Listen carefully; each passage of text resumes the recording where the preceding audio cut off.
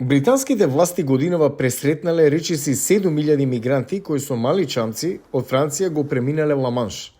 Вкупниот број во 2022 надмина 45.000. Британскиот премиер Риши Сунак постојано навестува дека ќе го запре пристигнувањето на чамците.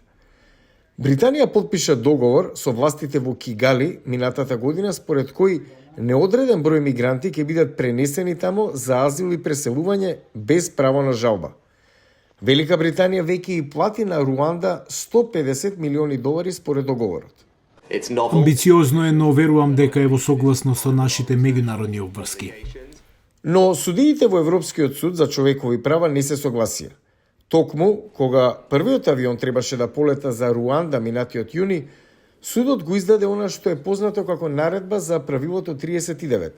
Блокирање на летовите со образложение дека тие најверојатно ја прекршуваат Конвенцијата за човекови права на Советот на Европа, на која и Британија е потписник. Советот на Европа не е дел од Европската Унија. Како одговор, британската влада најави нова легислатива која што ќе ги поништи одлуките на европските судови. За предлог законот моментално се расправа во парламентот. На состанокот на Советот на Европа, премиерот Сунак најави дека ќе се обиде да ги убеди европските партнери да го реформираат судот. Сакаме да се погрижиме Европскиот суд секогаш да се однесува на начин кој е фер, ефективен и транспарентен. Некои аналитичари велат дека Европа не е расположена да преговара со Британија по излегувањето на земјата од Европската Унија.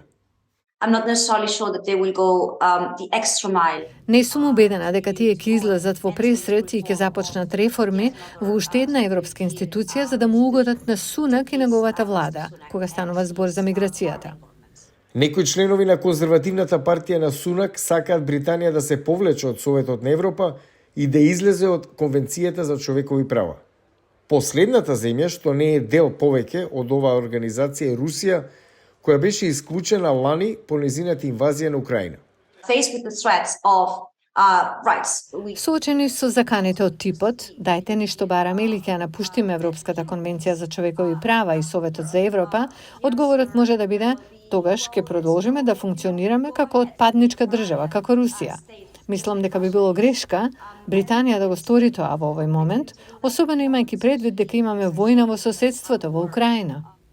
Нешто повеќе од 1/4 од мигрантите кои пристигнале со мали чамци 2022 биле албанци. Британија депортира над 1000 назад во нивната матична земја. Албанскиот премиер минатиот месец ја обвини Британија дека има нервен слом поради миграцијата.